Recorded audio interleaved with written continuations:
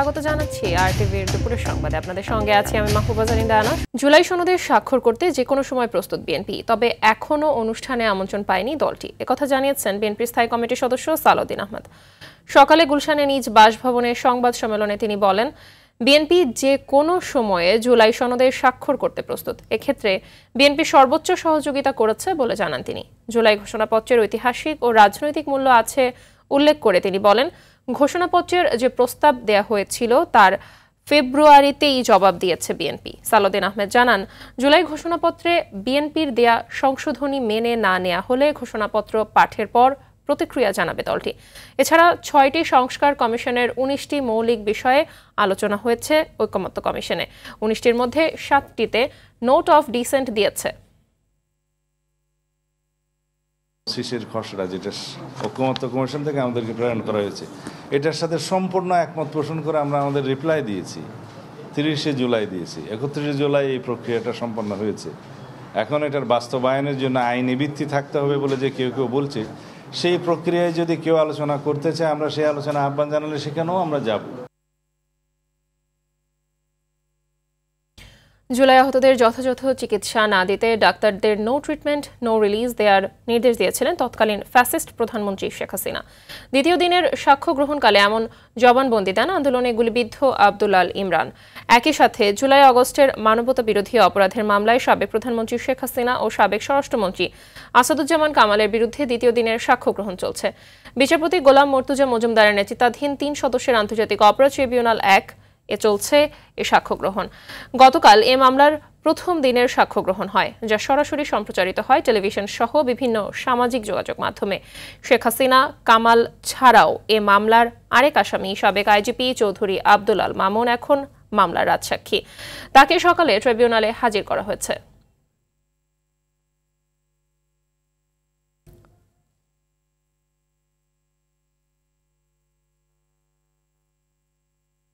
দর্শকের বিষয়ে আরো জানাতে ট্রাইব্যুনাল থেকে সরাসরি যুক্ত হচ্ছেন সহকর্মী জিএম মাহমুদ। আসামিদের বিরুদ্ধে সাক্ষ্য গ্রহণের বিষয়ে নতুন কি তথ্য রয়েছে আপনার কাছে, জানাবেন।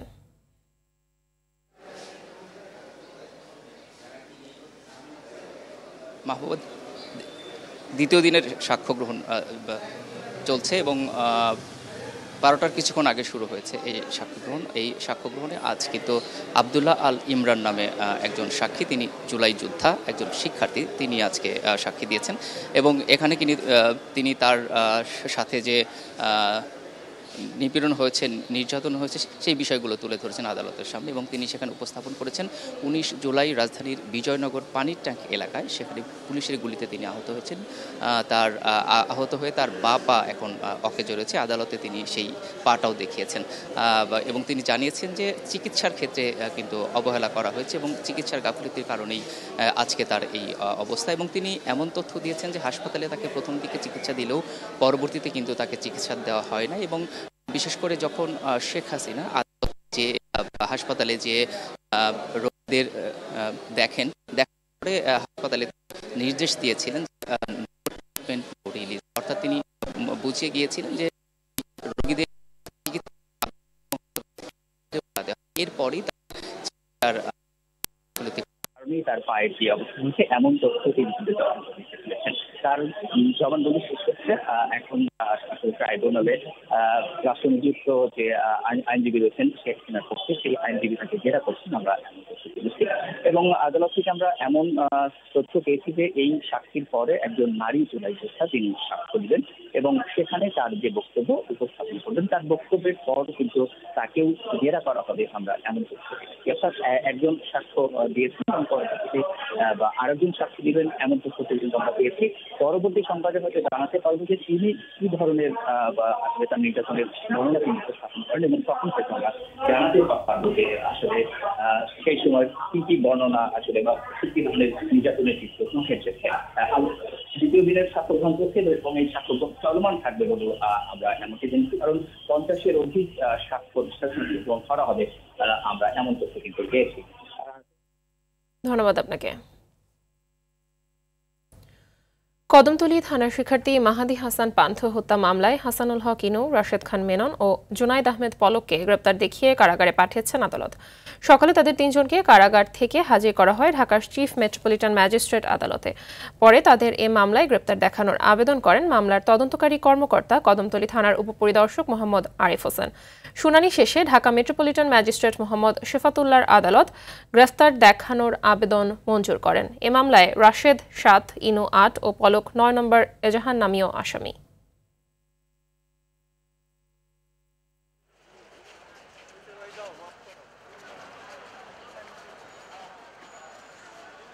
মেহেদী হাসান পান্ত ওনাকে গুলি করে হত্যা করে এই মামলায় বিজ্ঞ আদালতে হাসানুল হক ইনু, রাশেদ খান মেনন ও পলক, জুনায়েদ আহমেদ পলক, স্বৈরাচারী হাসিনার তিনজন প্রেতাত্মাকে নিয়ে আসা হয় সুনির্দেশ দেখানোর জন্য। বিজ্ঞ আদালতে শুনানি হয়, বিজ্ঞ আদালত সুনির্দেশ মঞ্জুর করেন। গদি বাঁচাতে মরিয়া শেখ হাসিনার সর্বোচ্চ নিষ্ঠুরতা ও অমানবিকতা প্রদর্শনের দিন ৪ আগস্ট। ছাত্র জনতাকে দমাতে আইনশৃঙ্খলা বাহিনীর সঙ্গে দলীয় অস্ত্রধারী ক্যাডারদের এমনভাবে লেলিয়ে দেয় যেন ভিন্ন দেশের সঙ্গে যুদ্ধ চলমান। পরশু নয়, কাল long march to Dhaka. Asif মাহমুদের এমন ঘোষণায় পরিস্থিতির মোড় ঘুরিয়ে দেয়, যা আরও ত্বরান্বিত করে সাবেক সেনা কর্মকর্তাদের সমর্থন। খান আলমিন জানাচ্ছেন সেদিনকার ঘটনাপ্রবাহ। রক্তগঙ্গা পেরিয়ে তখন রক্তের সাগরে বাংলাদেশ। ক্ষমতার নেশা প্রতিনিয়ত বাড়িয়েছে শেখ হাসিনার রক্তের পিপাসা। আর ততদিনে মুক্তি পেতে অকাতরে রক্ত দিতে শিখে গেছে লাখ লাখ ছাত্র জনতা।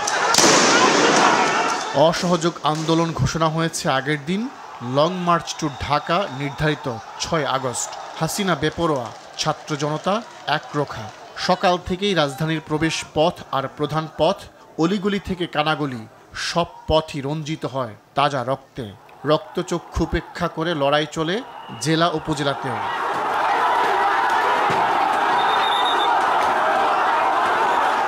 পুলিশ, বিজিবি, র্যাবের সঙ্গে কাঁধে কাঁধ মিলিয়ে শেখ হাসিনার অবৈধ ক্ষমতার মসনদ টিকিয়ে রাখতে মরিয়া আওয়ামী লীগ ও এর অঙ্গ সহযোগী সংগঠনের সন্ত্রাসীরা। আইনশৃঙ্খলা বাহিনীর সঙ্গে সমানতালে গুলি ছুড়তে থাকে তারাও। তখনকার হিসেবে শতাধিক প্রাণ ঝরেছে। জনতার ক্ষোভের বলি হয়েছে সিরাজগঞ্জের এনায়েতপুর থানার ১৪ পুলিশ সদস্য। রক্তাক্ত পরিস্থিতি সমন্বয়কদেরও ভাবিয়ে তোলে। হঠাৎ করেই আসিফ মাহমুদের কণ্ঠে ঘোষণা আসে, পরশু নয়, কাল লং মার্চ টু ঢাকা। আগামীকাল ৫ই আগস্ট সারা দেশের মুক্তিকামী জনতাকে ঢাকার উদ্দেশ্যে রওনা হওয়ার জন্য আমরা আহ্বান জানাচ্ছি। এই ঘোষণায় শেখ হাসিনাও যেন মুষড়ে পড়েন। স্ফুলিঙ্গ থেকে দাবানলের মতো ছড়িয়ে পড়া আন্দোলনের গতি মোকাবেলায় পুনরায় সন্ধ্যা ৬টা থেকে অনির্দিষ্টকালের জন্য কারফিউ জারি করেন। পরদিন থেকে ৩ দিনের সাধারণ ছুটি ঘোষণা করা হয়। তিনি হয়তো জানতেন না, এই সাধারণ ছুটিতেই বাংলাদেশের আপামর জনতা তাকেই ছুটিতে পাঠিয়ে দেবে। তখন থেকে একটা একটা করে পতন ঘণ্টা বাজতে থাকে স্বৈরাচার হাসিনার। সন্ধ্যার পর সংবাদ সম্মেলন করে সাবেক সেনা কর্মকর্তারা সেনাবাহিনীকে ছাউনিতে ফিরিয়ে নেওয়ার আহ্বান জানান। সেনাবাহিনী থেকে বলা হয় তারাও জনগণের বিরুদ্ধে দাঁড়াবে না। তাই শেখ হাসিনার ক্ষমতার মসনদটা নড়বড়ে হতে থাকে ক্রমান্বয়ে। খান আলামিন, RTV। এদিকে ২৪-এর ফ্যাসিবাদ বিরোধী আন্দোলনে অংশ নিয়ে ৫ আগস্ট বিজয়ের ঠিক আগ মুহূর্তে আওয়ামী সন্ত্রাসীদের গুলিতে শহীদ হন রাজশাহীর সন্তান রায়হান আলী। ১ বছর পেরোলেও তাকে হারানোর বেদনা ভুলতে পারেনি পরিবার। তার স্মৃতি তাড়িয়ে বেড়াচ্ছে তাদের। স্বৈরাচার মুক্ত নতুন বাংলাদেশের সরকারের কাছে রায়হান হত্যাকাণ্ডের সুষ্ঠু বিচার চায় স্বজনরা। রাজশাহী থেকে আমির ফয়সালের পাঠানো তথ্যচিত্রে আরও জানাচ্ছেন আব্দুল হামিদ। ২০২৪ সালের ৫ আগস্ট ছাত্র জনতার বৈষম্য বিরোধী আন্দোলন দমাতে স্বৈরাচার হাসিনা সরকারের পুলিশ প্রশাসনের পাশাপাশি মাঠে নামে আওয়ামী লীগ, ছাত্রলীগ, যুবলীগের সন্ত্রাসী বাহিনী। মহানগরীর তালাইমারি, সাহেববাজার, 0 পয়েন্ট, আলুপট্টিতে দুপক্ষের মধ্যে চলে রক্তক্ষয়ী সংঘর্ষ। তালাইমারিতে সন্ত্রাসীদের গুলিতে আহত হন রাজশাহী কলেজের সাবেক শিক্ষার্থী রায়হান আলী। চিকিৎসাধীন অবস্থায় ৮ আগস্ট শাহাদাত বরণ করেন এই জুলাই যোদ্ধা। আমি বললাম, বাবা আমার স্বপ্নে খুব খারাপ দেখছি, তুমি বাড়িতে সত্যি করছে না আব্বা, এখন যাওয়া যাবে না, আপাতত কয়েকটা দিন ধৈর্য ধরেন।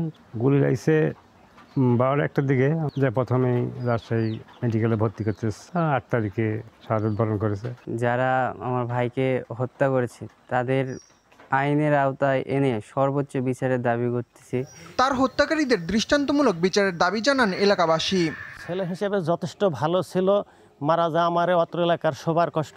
রক্তের ঋণ যেভাবে পরিশোধ করার কথা ছিল সেটা এখনো বাস্তবায়ন শুরু হয় না। এভাবে দুনিয়া থেকে চলে যেতে হলো। আজকে যদি দেশের স্বৈরাচার সরকার যদি আর যাতে না আসে, যারা মারিছে তার যে ফাঁসি দেওয়া হয়। রায়হানের স্বপ্ন ছিল চাকরি করে দরিদ্র বাবা মায়ের কষ্ট লাঘব করার, তবে তার সে স্বপ্ন দুঃস্বপ্নে পরিণত হয়েছে ঘাতকদের বুলেটের আঘাতে। শহীদের যথাযথ মর্যাদার পাশাপাশি সরকারকে অসহায় পরিবারটির পাশে থাকার অনুরোধ স্বজনদের। আব্দুল হামিদ, RTV। সোহরাওয়ার্দী উদ্যান হয়ে উঠেছে এক জীবন্ত জাদুঘর। নির্যাতন, গুম, খুন আর চোখের জলের ইতিহাস নিয়ে দাঁড়িয়ে থাকা যেন এক আয়নাঘর। দেয়ালে টাঙানো নিহতদের ছবিতে চোখ রাখলে বোঝা যায় কি নির্মমভাবে থেমে গিয়েছিল এক একটা জীবন, যাদের গল্প আসেনি গণমাধ্যমের শিরোনামে, কিন্তু গেঁথে রয়েছে প্রতিটি মায়ের বুকে। রাকিব হাসানের রিপোর্টে বিস্তারিত। এভাবেই মুক্তির আশায় চিৎকার করে গেছে শত শত মানুষ। ভয়ঙ্কর আয়না ঘরে আটকে থাকাদের আর্তনাদ শোনার যেন কেউ ছিল না। এক মুহূর্তের জন্য ভুল হয়ে যায় একই প্রতিকৃতি, নাকি চোখের সামনেই ঘটছে জুলাই বিপ্লবদের রক্ত ভেজা সেই গল্পগুলো, যা দেখে শরীরের প্রতিটি লোম শিহরিত হয়। ঘৃণা আউড়িয়ে পড়ে স্বৈরাচারের মসনদে। এই মঞ্চায়নের নাম জুলাই জাগরণ। আমি নিজে দেখে শিহরিত হয়ে যাচ্ছি। তাহলে এখানে মানুষ কিভাবে জীবনযাপন করছে সেটা তো আরো বেশি ভয়ানক। ভয় পাচ্ছি, আর যদি এটা বাস্তব হইতো তাই আমি কিভাবে আমি ঢোকার সাথে মারা দিতাম। আমরা চাই সামনের দিনগুলো যেই আসুক না কেন তারা যেন এইরকম নির্যাতন নিপীড়ন না করে সুস্থ এবং সুন্দরভাবে তাদের যদি কোনো সমস্যা থেকে থাকে আদালতের মাধ্যমে সুন্দরভাবে বিচার করে। কিভাবে বিগত 17 বছরে শেখ হাসিনা নির্মম নির্যাতন এবং অত্যাচারের মাধ্যমে এই দেশের মানুষকে কণ্ঠরোধ করতে চেয়েছিল, তাদের অধিকার হরণ করতে চেয়েছিল, তার একটি নমুনা হিসেবে এখানে আয়নাঘরের চিত্র তুলে ধরা হয়েছে। এভাবেই শত শত মানুষকে নির্যাতন করে গেছে স্বৈরশাসক শেখ হাসিনা। এই আর্তনাদের অভিশাপেই পালাতে হলো সাবেক প্রধানমন্ত্রীকে। রিকশার সামনের সিটে হেলে পড়ে আছে নিথর এক তরুণ। কয়েক কদম দূরে ট্যাঙ্কের উপর থেকে নিচে ফেলে দেওয়া হচ্ছে আরেকটি লাশ। পাশেই ভ্যানে সাজানো লাশের স্তূপ। এদিকে এক পাশে দুহাত প্রসারিত করে দাঁড়িয়ে আবু সাইদ। একটা বুলেট আবু সাইদের এখানে একটা বুলেট যখন ঢুকছে তখন আমার মনে যেন হচ্ছে আবু সাইদ যখন এভাবে একটু কাঁপুনি দিচ্ছে তখন আমার কলিজায় আঘাত লাগছে। গা ছমছম করা এই দৃশ্যগুলো বাস্তব নয়, তবে হৃদয়ে গেঁথে যাওয়ার মতো এক মঞ্চায়ন। আলোছায়ার খেলায় শব্দ আর আবহে এতটাই জীবন্ত করে তোলা হয়েছে যেন কেউ দাঁড়িয়ে আছে জুলাইয়ের রক্তাক্ত সেই দিনগুলোতে। এমন দিন আর যেন দেশের মানুষদের দেখতে না হয়, এ প্রত্যাশা সকলের। রাকিব হাসান, RTV, ঢাকা। নির্বাচনকে সামনে রেখে আইনশৃঙ্খলা পরিস্থিতি ভালো রাখার সর্বাত্মক প্রস্তুতি নিচ্ছে পুলিশ। সকালে সচিবালয়ে আইনশৃঙ্খলা সংক্রান্ত কোর কমিটির বৈঠক শেষে একথা জানিয়েছেন স্বরাষ্ট্র উপদেষ্টা জাহাঙ্গীর আলম চৌধুরী। এ সময় তিনি দাবি করেন 5 আগস্ট আওয়ামী লীগ সরকার পতনের পর আইনশৃঙ্খলা পরিস্থিতি কাঙ্ক্ষিত মাত্রায় উন্নতি না হলেও যথেষ্ট উন্নতি হয়েছে। এছাড়া মাদকের বিরুদ্ধে আরও জোরদার অভিযান চালিয়ে বড় গডফাদারদেরও ধরা হবে বলেও জানান স্বরাষ্ট্র উপদেষ্টা।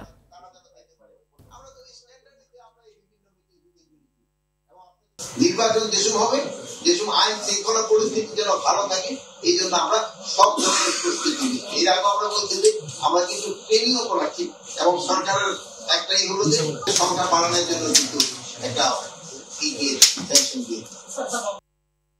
ভারী বর্ষণ ও উজানের ঢলে তিস্তা নদীর পানি বেড়ে প্লাবিত হচ্ছে লালমনিরহাটের নদী তীরবর্তী নিম্নাঞ্চল। দেশের বৃহত্তম সেচ প্রকল্প তিস্তা ব্যারাজের ডালিয়া পয়েন্টে পানি বাড়ায় জেলার হাতিবান্ধা, কালীগঞ্জ, আদিতমারি ও সদর উপজেলার 12টি গ্রাম প্লাবিত হয়েছে। এতে পানিবন্দী হয়ে পড়েছে প্রায় 4000 পরিবার। পানি প্রবাহ স্বাভাবিক রাখতে খুলে দেয়া হয়েছে ব্যারাজের 44টি জলকপাট। এদিকে বৃষ্টিপাতের ফলে কালীগঞ্জের দক্ষিণ ভোটমারি এলাকায় দেখা দিয়েছে নদী ভাঙন। ভারী বৃষ্টিপাতের পূর্বাভাস থাকায় বন্যা পরিস্থিতির আরও অবনতি হতে পারে বলে সতর্ক করেছে পানি উন্নয়ন বোর্ডের বন্যা পূর্বাভাস ও সতর্কীকরণ কেন্দ্র। এবারে নিয়ে নিচ্ছি সংবাদ বিরতি, ফিরে এসে আরও থাকছে।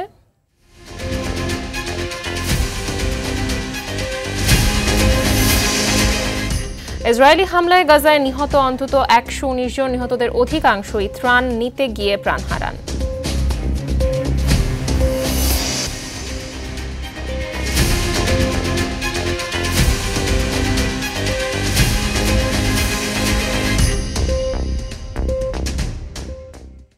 সরকারি 7 কলেজকে সায়েন্স, আর্টস ও humanities, business, law and justice এই 4টি ভাগে বিভক্ত করে পাঠদান ও গবেষণা কার্যক্রম পরিচালনা করা হবে বলে জানিয়েছেন শিক্ষা মন্ত্রণালয়ের ভারপ্রাপ্ত সচিব মজিবুর রহমান। সকালে সচিবালয়ের সংবাদ সম্মেলনে তিনি জানান, বদরুন্নেসা ইডেন ও ঢাকা কলেজকে স্কুল অব সায়েন্স, বাংলা কলেজকে school of arts and humanities, Titumir কলেজকে স্কুল অব বিজনেস স্টাডিজ এবং কবি নজরুল ও শহীদ সোহরাওয়ার্দী কলেজকে স্কুল অব ল অ্যান্ড জাস্টিসে পরিণত করা হচ্ছে। একজন উপাচার্য ও একজন প্রক্টর সহ 7 কলেজে 14 জন ডেপুটি প্রক্টর থাকবেন। বিশ্ববিদ্যালয়ে রূপান্তর হলেও কলেজগুলোতে উচ্চ মাধ্যমিক পর্যায়েও চালু থাকবে। সংবাদ সম্মেলনে জানানো হয়, কেন্দ্রীয় বিশ্ববিদ্যালয়ের সকল কার্যক্রম পরিচালিত হবে একাডেমিক কাউন্সিল, সিনেট ও সিন্ডিকেটের মাধ্যমে।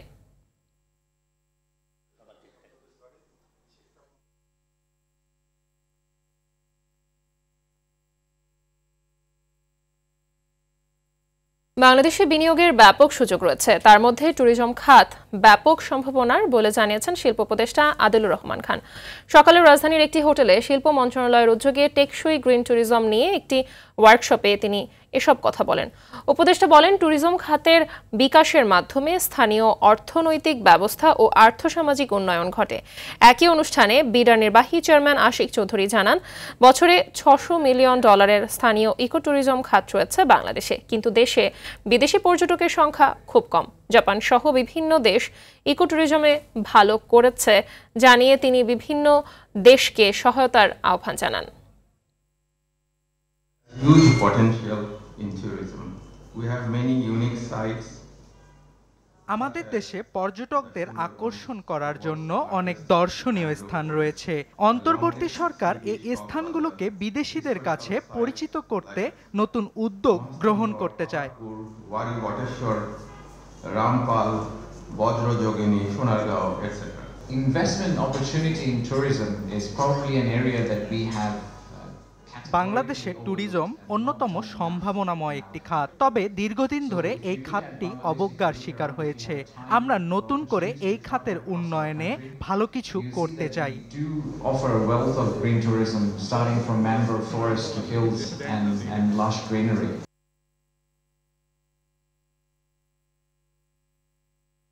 অর্থনৈতিক প্রবৃদ্ধিকে নেতিবাচকভাবে প্রচার করা হচ্ছে বলে অভিযোগ করলেন অর্থ উপদেষ্টা সালাউদ্দিন আহমেদ। তিনি বলেন, এনবিআরের নেওয়া পদক্ষেপ স্বচ্ছতা ও জবাবদিহিতার মাধ্যমে বাস্তবায়ন করা গেলে রাজস্ব আহরণে ইতিবাচক পরিবর্তন আসবে।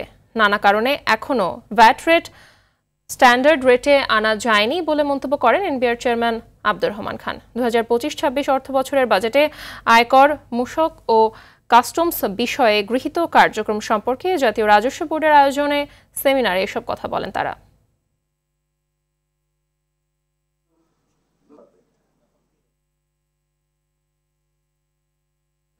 স্বীকার করছি, উই আর নট সেইন্ট, স্যাক্রোসেন্ট না, পবিত্র, দায়িত্ব নিয়ে আছি, কিন্তু আমরা তো সেইন্ট না। অর্থাৎ একটু ভালো দিকটা করলে, এনকারেজ করলে একটু ভালো লাগে আর কি। সর্বোপরি মানুষ একটা ভালো সেবা পায়, এটাই হলো আমাদের সবচেয়ে বড় কারণ। সিরাজগঞ্জ সদর উপজেলায় চোর সন্দেহে 2 জনকে পিটিয়ে হত্যা করেছে স্থানীয়রা। এ ঘটনায় 2 জনকে আটক করেছে পুলিশ। রোববার রাতে সদর উপজেলার ছনগাছা ইউনিয়নের 5 ঠাকুরি এলাকায় এ ঘটনা ঘটে। সিরাজগঞ্জ সদর থানার ভারপ্রাপ্ত কর্মকর্তা মুখলেসুর রহমান জানান, বগুড়া সারিয়াকান্দি থেকে নৌকায় করে গরু নিয়ে যাবার সময় চোর সন্দেহে মারপিট করা হয়। এতে ঘটনাস্থলেই 2 জন নিহত হন। তবে হত্যার প্রকৃত ঘটনা উদ্ধারের চেষ্টা চলছে বলে জানান তিনি। এদিকে খুলনায় আলামিন নামের এক মোটরসাইকেল চালককে গলা কেটে হত্যা করেছে দুর্বৃত্তরা। গতকাল রাতে দৌলতপুর মহেশ্বরপাশা খানাবাড়ি এলাকায় এ ঘটনা ঘটে। পুলিশ জানায়, রাতে মহেশ্বরপাড়া খানাবাড়ি পৌঁছালে দুর্বৃত্তরা মোটরসাইকেলের গতিরোধ করে। এ সময় ধারালো অস্ত্র দিয়ে তার গলা কেটে হত্যা করে পালিয়ে যায় তারা।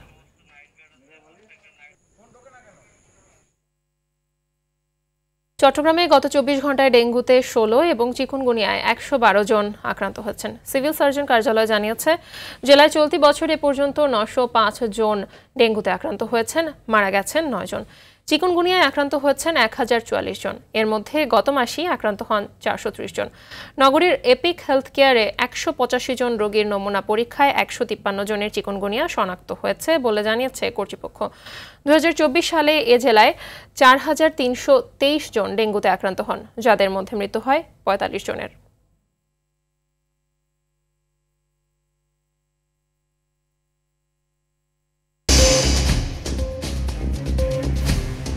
দুপুরের সংবাদ এ পর্যন্ত। জেলা সংবাদ বিকেল 4:45টায় দেখার আমন্ত্রণ রইল। ধন্যবাদ সবাইকে।